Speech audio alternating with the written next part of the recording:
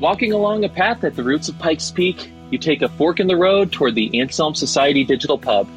Inside is a riotous conversation on the arts, faith, and whether love always comes softly or whether sometimes love comes making a big racket too. In a corner, by the fire, are three people. One of them is wondering whether, after reading synopses of all these love novels, does he hate love now? And that's me, Matthew Mellema, your co-host, and welcome to Believe to See, a podcast of the Anselm Society Arts Guild. The Anselm Society is a coalition of churches across the Front Range of Colorado dedicated to one simple goal, a renaissance of the Christian imagination. To find out more about the Anselm Society, please visit us at anselmsociety.org. And while you're there, why not review our podcast, Believe to See, at iTunes, Spotify, or wherever you get your podcasts. It does a whole lot to increase the visibility of the show. We really appreciate it. You know this by now. And let me now open up the table to my co-host, Mandy. Mandy, I'm getting a little concerned because I think I've reached the point in my life where I hate pretty much all love stories. Can you relate to this, or am I just being a grumpy old man? Can both be true? I mean... yeah, I guess they're not mutually exclusive. No, you are kind of a grumpy old man, but that's okay. But yes, I can definitely relate. I think we've discussed before that my first novel, so to speak, was when I was 8 years old, and it was my first and last. That was your first and last love story? I think I did so poorly, I soured myself on romance novels. So I can relate, but it might just be you and me. We'll have to see what other people think. I've gotten to the stage in my life where, unless the love story is written by Jane Austen or involves Officer Hopper and Mrs. Byers from Stranger Things, I'm not rooting for the love story. I kind of throw up in my mouth when I realize it's happening. And I just, something may be wrong with me, maybe not, I don't know. But one of the things that triggered it is the subject of today's podcast. It's something that me and Mandy were talking about beforehand, and I know we're both very excited about. And our guest for today has written about evangelical love stories and lots of other stories as well. He is Daniel Silliman. Daniel, thank you so much for joining us at the table today. Hey, it's good to be here. All right. So for those of us who are in the know, maybe read Chistianity Today, we're going to be familiar with your work. But for those who have not yet enjoyed your work, maybe tell us a little bit about yourself. Sure. My name's Daniel Silliman. I am a journalist and a historian, and I'm an evangelical Christian, and I primarily write about evangelicals in the present as a reporter and the news editor for Chistianity Today. And in the past, as a historian, I studied, I got a doctorate at the University of Heidelberg in Germany in American Studies. And I specifically focused on evangelical history and particularly best-selling novels and how those shaped and interacted with and redefined the evangelical imagination and evangelical identity, including a fair number of romance novels. Well, once we get to that, I'll ask you if you hate love too. Hopefully you're not as jaded as me and Mandy are. But before we get to that, I just have one question for you, and that's about, I am fascinated by your doctoral studies. So you study at University of Heidelberg in Germany, but you're using it to study American studies. So what's it like studying Americans in Germany as an American? How did that work?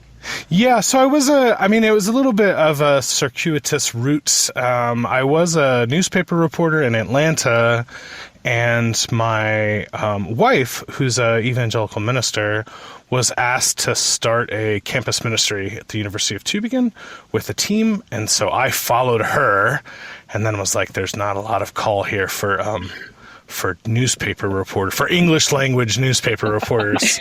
So I went back to school, and I found that there's actually a really robust tradition of American studies scholarship in Germany in particular.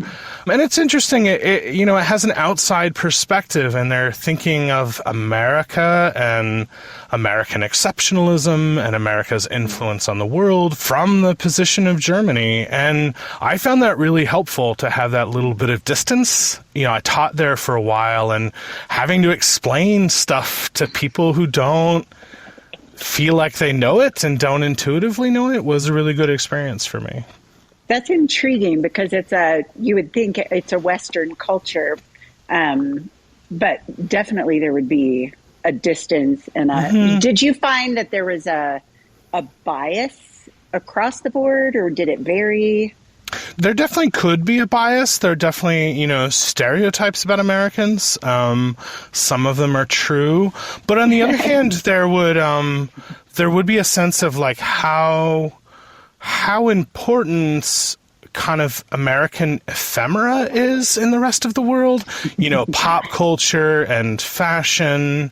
And I mean, when I was there, I went over there in 2008, and TV shows like How I Met Your Mother just dominated, And so you might not think they're very important, something like that, or Lady Gaga, or evangelical fiction like The Shack or something. And yet they are defining something for the rest of the world. They are shaping people's perceptions, and it felt like a reason to take those things seriously and to really kind of study them and think about them. Just as an example, there's a great piece of scholarship called Watching Dallas by a Dutch scholar, and it's about the soap opera Dallas, and specifically why was it so popular in the Netherlands. I mean, I think it was popular in the Netherlands? Like 50% of the country watched it every week. Like insanely popular. Y'all, I'm old enough, I used to watch it with my mama. Sure. Yeah. Well, and if you asked Americans to explain why it was so popular, they would give like really American-centric answers. Like, whoa, it's about America's desire for bigness and the importance of oil, and then it's like, well, then why does it matter to these Dutch folks? Like, what are they doing watching it? So just that. I mean, I think with studying anything, right? Like being a little bit off kilter, being a little bit outside can really lead you to ask some interesting questions. So for me, it was a great experience. The University of Heidelberg had a very interdisciplinary American studies program. So I was doing religious history, but then having conversations with political scientists and literature folks and just human geography. And that just... that deeply informed my work. I'm very interdisciplinary, as you can tell by the fact that I wrote about a history of novels, which is a kind of weird thing to do. But yeah, it inspired a bunch of great stuff for me. That is absolutely fascinating. I'll just sort of add one little tidbit. In addition to your years spent in intense study, I saw a BuzzFeed article where it was about what other countries do when they're having America-themed parties. And apparently, to identify your party as American, the universal thing, whether you're like Russia, India, wherever, you serve popcorn and everyone drinks from red Dixie cups. It's like, all right, cool. Well, that's American. There was in my grocery store a little American section of the store, just like, you might get a Mexican food section here, and it was fascinating. There was always marshmallows like that. It's like you gotta have, peanut butter, which is very wildly expensive. That is my most stereotypically American thing, the peanut butter. But my favorite weird cross-cultural experiences were where American culture had just found its way into German hearts. So, for example, at every Oktoberfest, which there's the big one in Munich, but every little town has its own Oktoberfest, you would always get this German band playing traditionally German music, plus Country Roads and Sweet Home Alabama. I heard Sweet Home Alabama by people who don't speak English, thick German accents singing Sweet. They loved Country Roads and Sweet Home Alabama. I heard it way more there than I ever heard it over here. It was great. So not Freebird as much. That was not their No, I never heard that. No. Okay. No. Well, that'll That's be the funny. next big cultural thing there. Yeah. So your book, and again, it is just now coming out, and I think it's absolutely fascinating. So because it's a topic that I know me and Mandy have both spent a lot of time thinking about, just Yes. sort of the worlds we've been in, and it's evangelical fiction. So why don't you give like the elevator pitch for what your book is about, then maybe share a little bit, how did you get into this very fascinating sort of subject of popular evangelical fiction in the first place? Yeah, so it's called Reading Evangelicals. It's a history of best-selling novels, best-selling evangelical novels.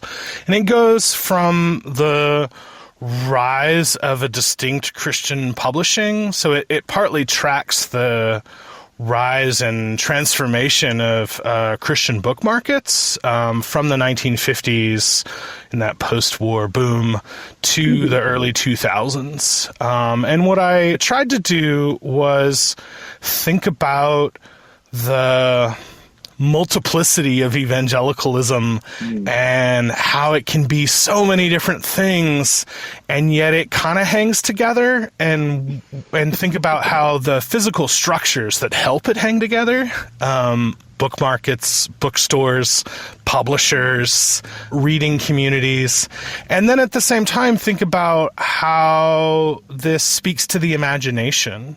And so looking at different books and saying, what's the question they're asking readers to think about? What's the, suspension of disbelief that they're asking readers to do? And how does that speak to this really important identity, faith identity, but also identity in American culture of evangelicalism?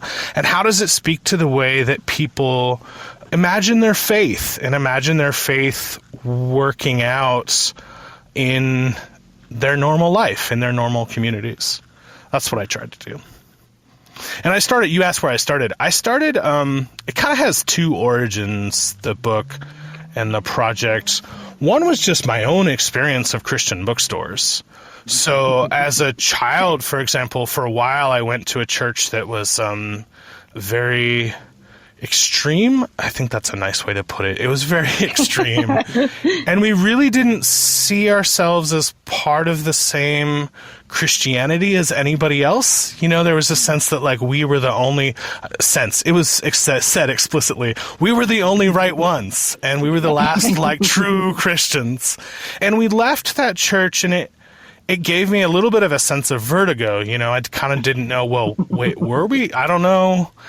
And in that experience for me as a teenager, the Christian bookstore became this really interesting place and this really important place for thinking about the landscape of evangelical Christianity and how it related to each other, and like, oh man, these people over here are speaking in tongues and these people over here think that's the devil, and like, but they're kind of together, but what's going on? And then where do I fit in that? Do I fit in that? Like, how do I feel about this whole range of people? And do some of these books speak to me? Where do I fit on the shelf, so to speak? So that was the kind of first thing. That experience was really formative. And then when I was doing my studies, I was asked to do a project in this class, and I had to present on Left Behind. And I gave in Heidelberg. With the guy who became my doctoral supervisor, my doctor father.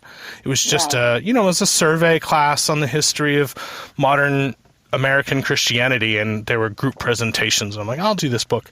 And I spent my whole presentation explaining the theology of the book, which is not familiar to most Germans, even most Christian Germans. It's a very distinct theology. And so I was kind of explaining the rapture and where it came from and what scriptures and all of that. And at the end, my professor asked me this question that I did not know the answer to. And it really floored me, and it really intrigued me. And he said, okay, but then why didn't they write a theology book? Like, why does it matter that it's a novel? What are people doing I know what people are doing when they read a theology book. They're thinking about, is this a good account of the Bible? Is this a good explanation for how God works in the world? Like, they're engaging in it with that kind of rational, weighing the evidence. But a novel is about imagining yourself in a situation. A novel is about identifying with the character. A novel is about feeling the unfolding of the plot. Why do it like that? And I just thought, well, I don't know. That's a really good question. And from my experience in the bookstore, I know that happens a lot. And I know that that's actually wildly more popular than the theological approach to these questions. And so that really kind of set me off on a journey of trying to think about the place of fiction in contemporary evangelical faith and what it does and how it informs or shapes people's faith. Mandy and I were talking about this before we started recording, but I remember when I was reading through like the opening chapter of your book, as soon as I realized like, oh, this is his into like explaining evangelicalism, it just like clicked for me. It was like, yes, this makes so much intuitive sense to me even before I've read your argument, because we've all seen this where people try to define evangelical and it's kind of impossible because it means like several different things at one time, and now in the popular discourse it's basically become like a polling identifier for like looking at political polls. But and that is part of it, but a big part of it is this world. And if you are not familiar with the world of The Shack or Love Comes Softly or Left Behind, you're missing out on a lot of what it means to be an evangelical. So I just thought that was such an important thing to go into with it. But one of the things I also noticed alongside is you spent a lot of time at the beginning of the book trying to lay out the parameters for what you mean by an evangelical. And as soon as I saw you doing it, it's like, oof, I see why he's doing it, but oh man, this is an undertaking he's done. So why did you go through that undertaking? Why did you feel it was worthwhile? Yeah, I mean, there is a big conversation, and it's a conversation that a lot of people feel dragged into, maybe against their will. It feels at a lot of moments in recent American history like, oh man, I gotta know what an evangelical is in order to have an opinion about these people supporting George W. Bush or whatever it is, right? To go back a little while. Yeah. It's evangelicals are, depending on how you count, like a quarter of Americans, 10% of Americans, a lot of people. And yet it's really hard to define. And it seems important to define, not to just like decide what you're going to do on a Sunday morning, maybe, but to like just understand the culture and where it's going and to be able to kind of explain things. And the two main ways that both journalists and historians have taken is to define it as a set of beliefs which are either theological, like they believe that Jesus died on the cross and the Bible is the highest authority, or it's political. They vote this way and they care about these issues. And I kind of felt like that wasn't as helpful as I wanted it to be. To me, it seemed a little bit like, and I talk about this in the book, it's a little bit like if you came into my house and you heard us having a conversation about our garden, and you were like, all right, I got it. There are people who care about a garden, but like next year we might not have a garden. Right. And so you would be totally confused about, well, who are they? I don't understand. And the more important fact might be just that we're having this conversation.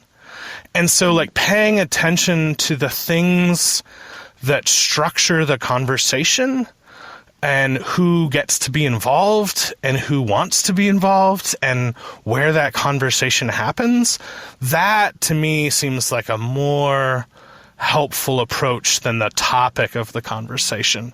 So you go back a little ways and evangelicals cared a lot about prohibition and alcohol, and now that's not that important, and like things changed and the conversations changed.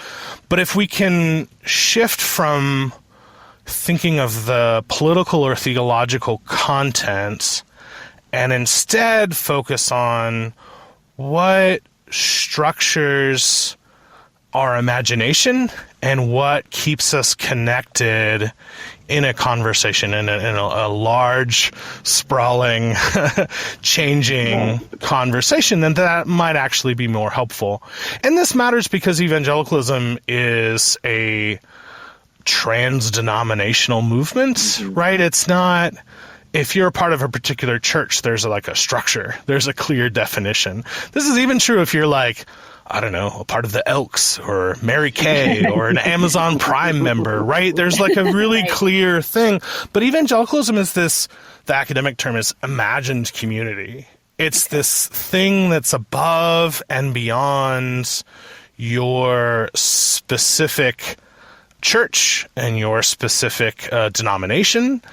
And it's pretty loose, but it is held together by some real structures, including things like bookstores. So that's the bigger thing that I'm trying to do. And that's the way I tried to intervene into this both academic argument, what is an evangelical, and really popular argument, even at the level of like, I meet a lot of young people, like college freshmen and stuff, who are like, am I an evangelical? Like, is the church that I go to, like, am I a part of this, or how would I know? And I am saying, well, are you part of this conversation? Are you engaged with these books? Like, not do you agree with these 4 points, but are you a part of this group of people who want to talk about these things?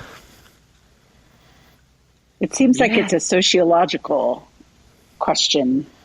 For me, I am a historian, so I'm trying to describe the world as it is, rather than sort of set up a creed or a sort of like, right, here's the correct. I'm not trying to set up a standard that I can then use to say, you're not doing it right. I'm trying to describe the world. Yeah. Yeah, and the way you use to describe this aspect of the evangelical world are its popular books. So for readers who... Which I am clear that I don't think books and bookstores are the only structure or the only way to do this. I think you could take this same approach and look at conferences or really popular evangelists like Billy Graham or magazines like Christianity Today, where I work. Like, there are a lot of things that hold our conversation together. Bookstores just happen to be a really interesting one and a very visible one, right? Like, you can show up, you can read these books, you can track the numbers and how people responded, and so you built this book around 5 big bestsellers in this sort of market space. It's Love Comes Softly, This Present Darkness, Left Behind, The Shunning, and The Shack. So I want to talk a little bit about each of these stories, but before we do that, what made you choose these 5 particular books? What was the criteria you had in mind? Yeah, I spent a lot of time trying to think of a criteria. What I eventually came up with was a book that sold more than 1 million copies and marked some kind of transition in the way books were sold. So there's a story about the market changing over a period of 60 years. And each of these books kind of either was the driver or the beneficiary of a change. They're also all different genres, or almost different genres. Some of them are closer than others.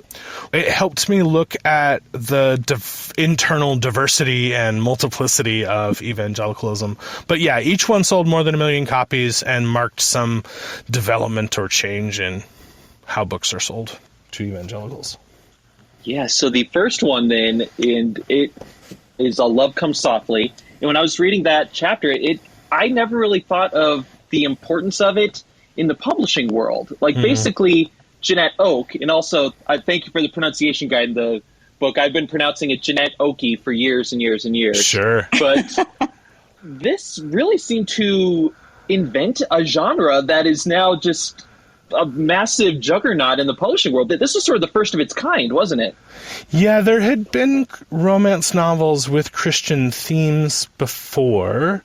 those had existed. But within the world of evangelical publishing, it was a discovery. And part of that was about a shift of who the publishers were serving. Early on, they're primarily thinking of pastors as their target audience. And with the discovery of Christian fiction, and there's one woman at Bethany publisher named Carol Johnson, and she's the one who kind of sees the genius of this. And it's like, oh yeah, for every pastor, there's 100, 200, 500 women. They also read books, and there's a lot more of them. We should be selling to them. And so, 1979, this book gets published, and sort of all the publishers immediately, within a few years, have their own version of a prairie romance or a Christian romance. The other context that's really interesting is that, romance novels themselves are quite popular, and they kind of change in the 1970s. They get more sexual, but I also mean violent. Like, rapes become a really common theme in romances at that time, and so there's a bunch of Christian women who've been reading regular romance novels who suddenly are deeply uncomfortable with them, and then at the same time have also always kind of felt like there should be a thematic connection between feeling loved by a person and feeling loved by God, that there should be ways to explore that, and that never happened in the mainstream romance novels. So for Jeanette Oak, like, she's not imagining herself as like inventing a genre. She just kind of like wants a book that doesn't exist, and she writes it, and this one publisher goes, oh yeah, and then everybody has that same realization. So, Mandy, I am curious, because you are a very literary person who grew up in the evangelical world. How did you view things like Love Comes Softly growing up? What was your opinion of it? What did it seem to do to your fellow women around you? Love Comes Softly, I was only 10, so I don't necessarily really remember that book as being a marker, but I do remember in the evangelical church I was a member of when I was in college, and that would be around the time of This Present Darkness. The romance novels, that was what all the women at the church wanted to read. And I think for me, because they knew that I loved to write, it seemed that whenever, and this happens to this day, when certain women in the church discover that I'm a writer, they assume what I'm writing, and they tend to assume it's going to be a Beverly Lewis type or a Francine Rivers or whatever. And I actually what I write is not even explicitly Christian, let alone Christian romance. So unfortunately, I think I got a little chip on my shoulder about the Christian romance fiction, because that was what it was assumed that, of course, that is what I would want to write as a young Christian woman, a homeschooler, no less. Of course, that's what I would write. So I never really read them. I read some of the Francine Rivers books. I did not read Redeeming Love, but I read the ones with the lions. I can't remember that series. I read that, and probably shouldn't go on record. I didn't enjoy them. And that just confirmed, no, that is not what I want to be. So, but I did have a lot of friends who read them. I just never really discussed reading habits with them. Yeah, and to me, Mandy, that shows the power of the genre, where just because you're a woman in an evangelical church and you enjoy writing, it's like, wow, so of course you like these books. Like, they became ubiquitous in a sort of way. So, Daniel, going to the themes of these books, you talked a lot about this sort of theme where we have divine love and romantic love sort of intertwined. Tell us more about that, what you thought some of the broader cultural significance of that was. With Jeanette Oak, the story she tells is a story about someone discovering they are loved and discovering that they could trust that love, like learning to trust, learning to have that kind of faith. That's the important narrative arc of the character. And then in a spiritual sense, it's learning to trust that even in a world of hardship, even a world of suffering, that God wants the best for you and that it intends the best for you. Jeanette Oake comes out of a theology called Keswick theology, or higher life, which talks a lot about surrendering your will and the idea that God wants you to have abundant life, of course, in heaven, of course, in some sort of ultimate sense, but also in a day-to-day sense, that God wants you to flourish in your, suburban neighborhood, in your family, while doing chores. One of the fascinating things about Love Comes Softly as a book is it spends a massive amount of time on chores. And sometimes people will read that and they're like, what? There's all this sweeping and cooking and learning how to start the fire. And this is like boring. Like, why are we doing this? And I think it makes a lot of sense, right? It's saying to the reader, like, this is part of your life and this is important. And this is also the space in which you're supposed to feel loved, that you are supposed to be loved and to be able to trust that if you follow the biblical patterns and if you submit yourself to God's will, that things are actually going to work out and God wants the best for you. That is so interesting, because those themes you just sketched out, they seem like, if you listen to like Christian radio today or going to, the remaining Christian bookstores, that seems to be an assumed sort of basic fact. But when you see the origin from Jeanette Oake and this sort of, kind of subset niche theological tradition, so fascinating. I'm sure there's other causes, but seeing the big cause that her fiction can have in getting that worldview out, that is absolutely fascinating. And another worldview that becomes very clear and has a lot of implications is the next book, This Present Darkness by Frank Peretti. I'll get my cards on the table. A lot of my friends were into Frank Peretti growing up, but I was a nervous child who was easily frightened, so this is not my cup of tea. So I enjoyed reading the synopsis of this in this scenario. But tell us a little bit about the story behind This Present Darkness. Yeah, that's funny. I read all of these books as a child at some point, but I just kind of read everything. So even if they weren't for me, I read them. But I ate them up. I was in college and at the time, and I would sneak read them in my textbook during class. I was obsessed with them. Yeah. Well, and it's funny, going back, I realized that my main takeaway from This Present Darkness as a child or as a young teenager was that journalists are cool. There's a sort of minor character. There's a woman named Bernice, and she blows open the plot on page 3, knows the truth, and refuses to yield. And I was very impressed by that. That's not the main point of the book, but, if you're reading as a historian, yes, people reading wrong is actually a really interesting part of the cultural impact of a book. People not liking a book is part of it. People reading for different reasons than the author maybe intended. That's an interesting part of the story to me. So This Present Darkness, Frank Peretti is a burnt-out Assemblies of God pastor, and he writes this novel. In some ways, it's almost the opposite of Love Comes Softly. It's like, what happens when your life doesn't go well and you're not flourishing and you are struggling? Could that be faith too?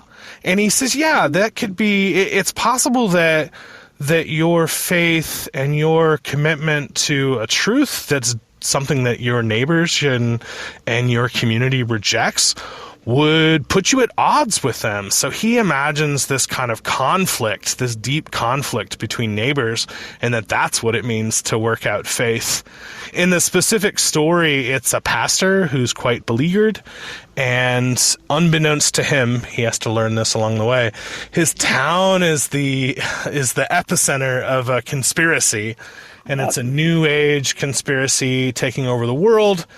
and with a new religion, and behind that it's a demonic conspiracy. And in the course of the novel, the Christians become aware of this and are roused to prayer and roused to spiritual warfare.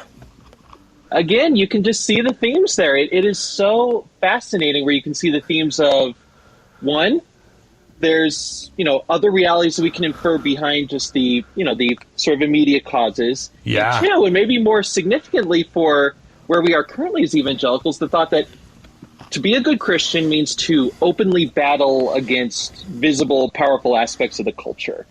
Yeah, and Peretti was deeply influenced by Francis Schaeffer, who I'm sure some of your listeners will be familiar with. Yeah. And really this idea that the Christian worldview is this kind of total claim, antithetical is the word Schaeffer would have used, to any other truth claims, right? So you're just in what counts as truth or what counts as knowledge or how you know things. You're just locked in these battles automatically with your neighbors. And the publishers, Crossway, one of the editors there, said this is a book to hold up for the moral majority, that this emerging block of people can say, yeah, this is how I see the world. But a really interesting part of that story is how it gets read really differently. So I found a couple of different readers. Jim Daly read the book on his way to take a job at Focus on the Family. And he and his wife read it in the car, like by flashlight while driving to this new job. and they were going to Focus on the Family to really expand the ministry and help expand that ministry from discussions of how to have the best family, which is a very Jeanette Oak kind of theme, to, political, having a role in the public sphere and doing lobbying and getting involved in politics. And so he saw that book and saw all that stuff, right? Yes, this is what it means to be faithful today.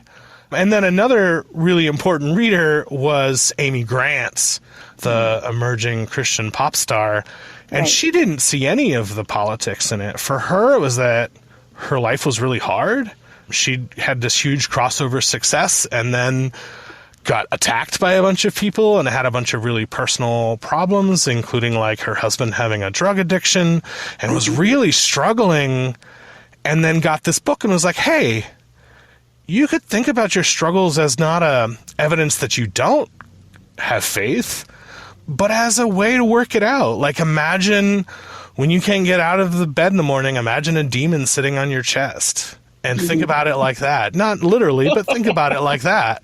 And think that there are also these angels who are cheering you on, and you just need to pray more. And that's the experience of your life, right? And the book gave both of those people imaginative tools to play with and ways to think about their own experience that they wouldn't have had otherwise.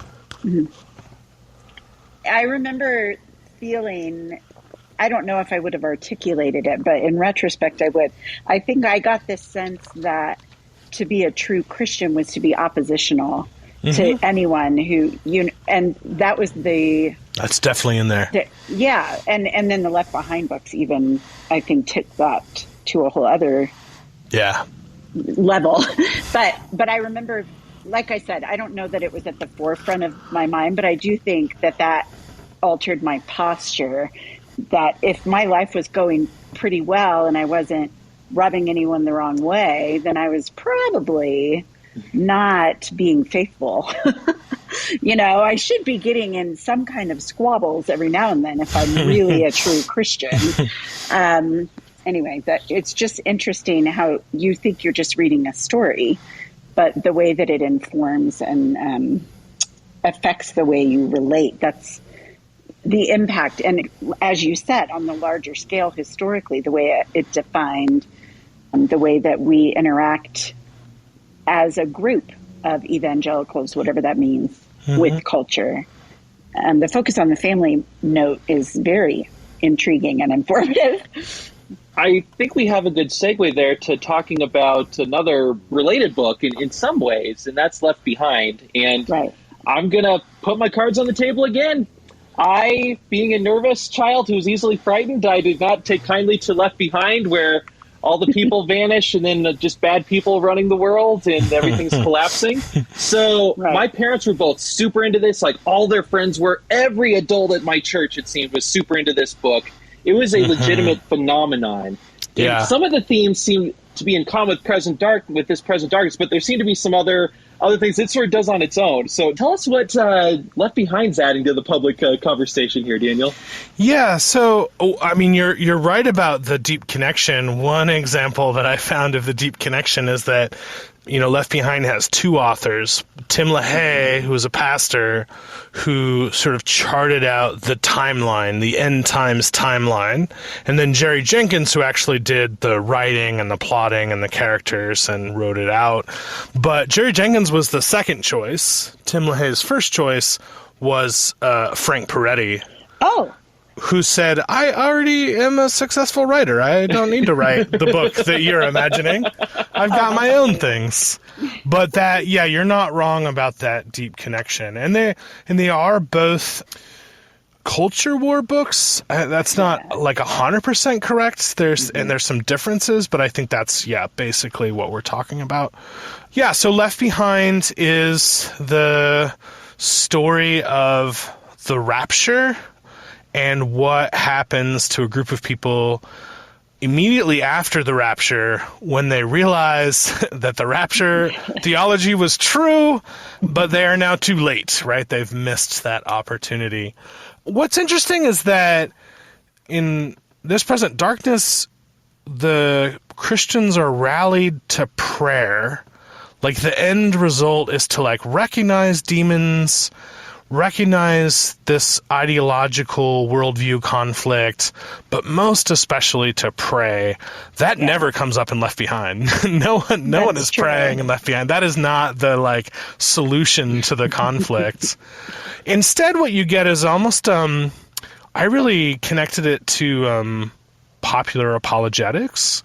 There's, again and again, there's the situation that comes up in Left Behind where you're forced to make a choice between two interpretations of an event, and one of them is clearly right, and the other one is a lie, and you're sort of presented with, is this God working in the world, or are you going to come up with some crazy way to explain that away? And it's very similar to, if you think about the old, I think it's C.S. Lewis maybe originally, talking about Jesus either is who he says he is, or he's crazy, or he's a liar, right? You can't, there's no middle ground. So there's this forced choice and this compelled choice. And the clearest one is a rapture just happened.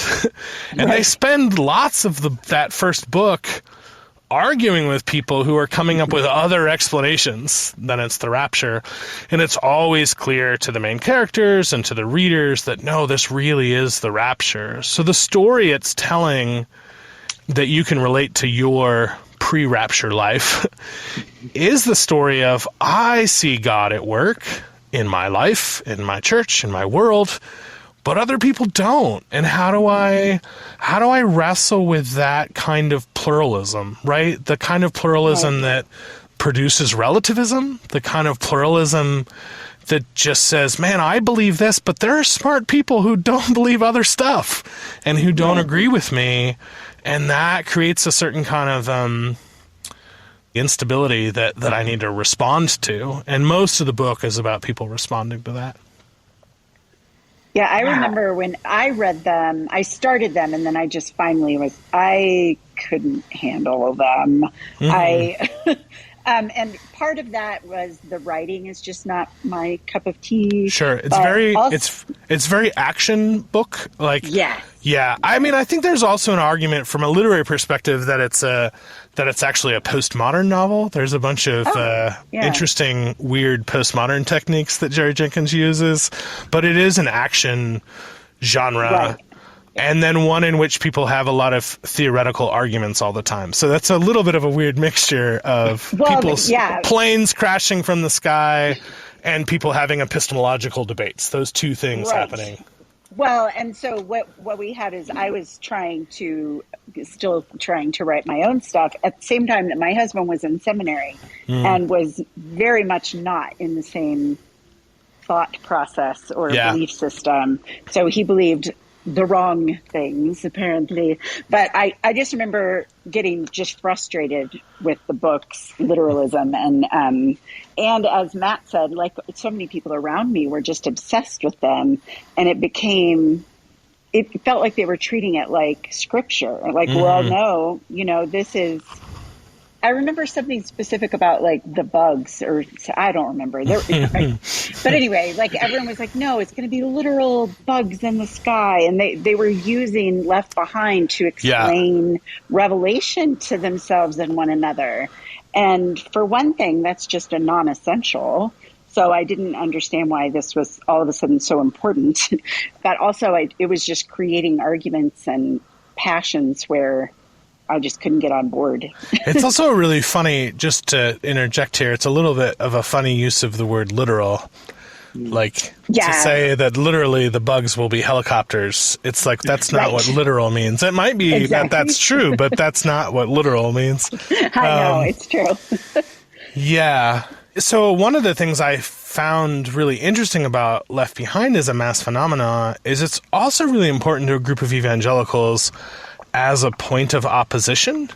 It becomes a really important book, for instance, to the early emergent church movement. They cite it and mention it way more than any of the emergent texts from, Brian Jones or someone like that, as an example of like, this is what we're not, right? This is a kind of literalist, political, suburban Christianity that we're trying to reject, which is an important part of any mass phenomena. I mean, that's also true with any kind of pop culture, is it's like, it's not, if you want to think about it historically, it's not just the readers who loved it who helped us understand its influence. There's also a bunch of readers who like part of it and don't like other parts, and then there's also a bunch of readers who don't like it, but they're reading it because their mom is reading it, or someone at their church is reading it, or they want to argue with their brother-in-law. And that's part of the...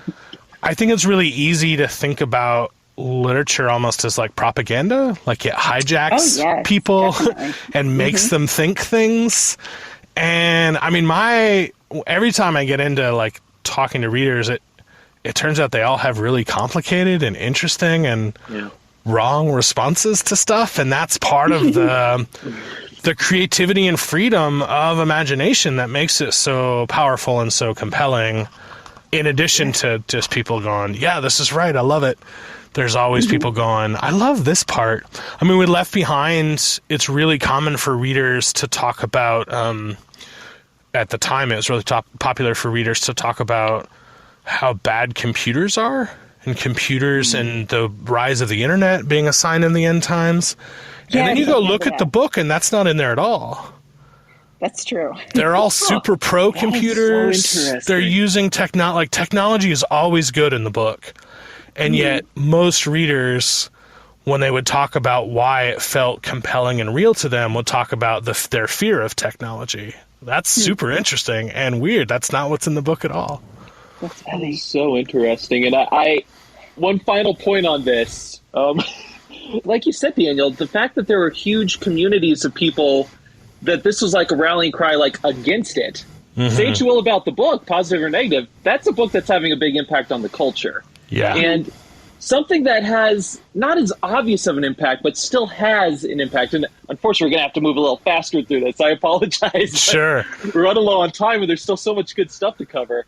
So you talk about the Shunning and sort of Amish romance. And let me give a quick plug to our listeners. If y'all are interested in a whole episode on Amish literature, we interviewed author Elizabeth Byler Younts a while back.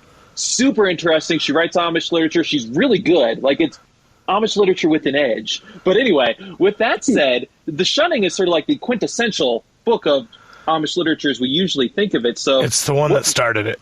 Yeah, I was going to ask, was it the first? Yeah. Okay. Yeah.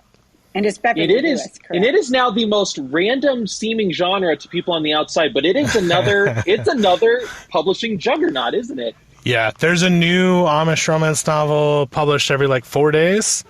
It might be faster now, but yeah. It's when I've mentioned it before, people tend to think I'm kidding. Like, yeah, it can sound like a like, joke, sure. Right, especially my non-believing friends. They're like, "Oh," no. And I said, "No, really." No, it's also the one you're most likely to find at like a Barnes and Noble. Like they often won't have like Left Behind or some of those books, and they will have a whole shelf of Amish romance novels.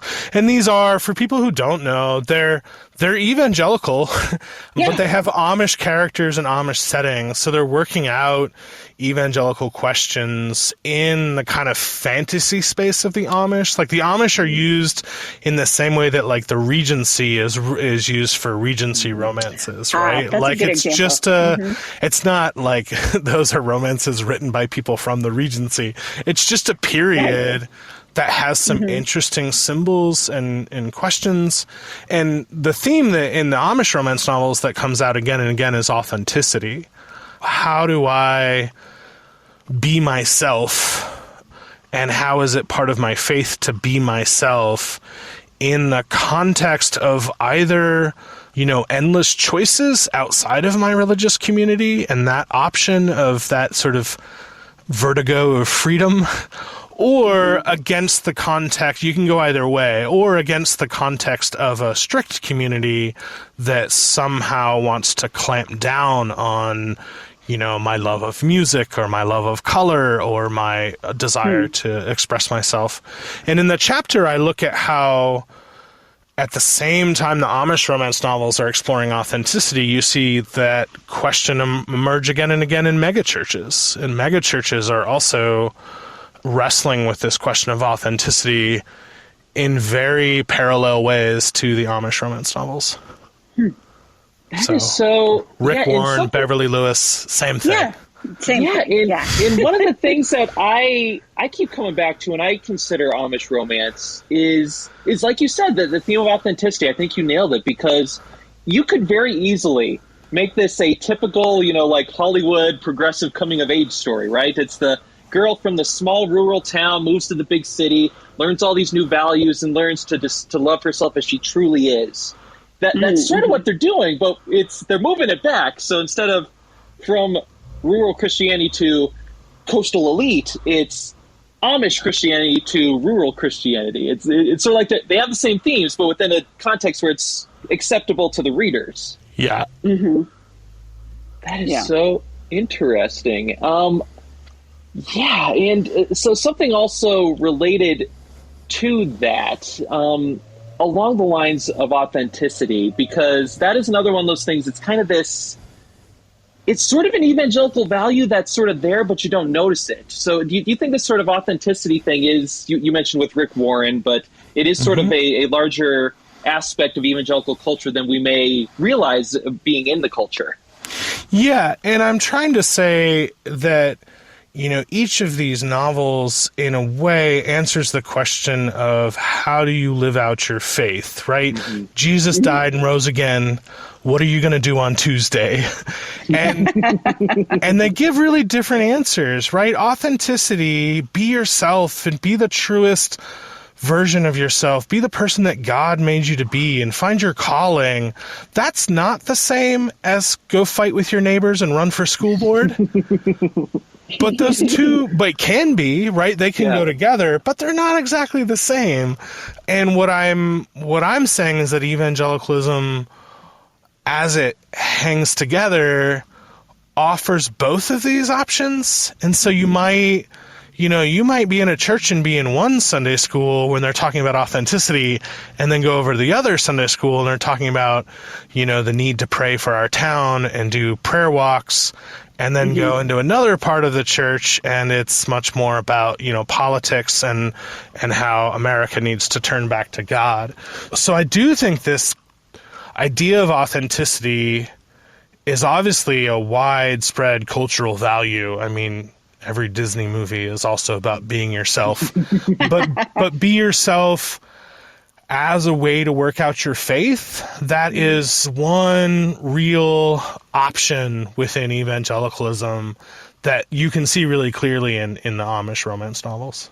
Yeah, and I think that's a great thought to wrap this conversation up on, because like you said this earlier, Daniel, where even it's not so much the answers you have on these particular questions so much as like, are you in the community that's banding about these questions? Or are these things you're wrestling with as like a church or as a group? And I can think of people like in my church growing up. It's like, yeah, that's a Left Behind Christian. That's a This Present Darkness Christian. That's a Love Comes Softly Christian. Like, these are different sort of flavors within the same community. And, I wish we could talk about the Shack, but Dan, you have already been so generous with your time. I don't want to keep you. We can save the Shack for another day. Exactly. I do want to say, yeah, I'm also someone who likes literature, right? I'm not a consumer of pop fiction when I'm not studying it. My favorite religious novel is Graham Greene. But I do find these novels like helpful for understanding mass culture and the breadth of Christianity. And I am moved, as a Christian, as an evangelical, I am moved by the urgency of this question. And in the end of the book, I write about how even if I don't like any of these answers, I do want to be in the conversation that is built around this question. Jesus is real. The resurrection is a hinge point in history. So how does that affect our lives? How should I work that out? And that kind of imaginative multiplicity of the Christian bookstore, even if you don't like any of those particular novels, I think it's something to celebrate, and I think it's something to care about as someone who loves Jesus. Absolutely. So once again, folks, the author is Daniel Silliman. The book is Reading Evangelicals, so please look this up. It is well worth your while. I really enjoyed reading it to prepare for this podcast. I think you all will enjoy it too. And Daniel, thanks again. We really appreciate you spending time with us. Thanks, guys. I appreciate it. Yeah, thank you. And now, listeners, you can probably tell that things are winding down at the Anselm Digital Pub. Fire's down to embers, the customers are trundling home, you've polished off your final glass. Once again, Believe to See is a podcast of the Anselm Society Arts Guild. Thank you all again for joining us, and we'll see you next time.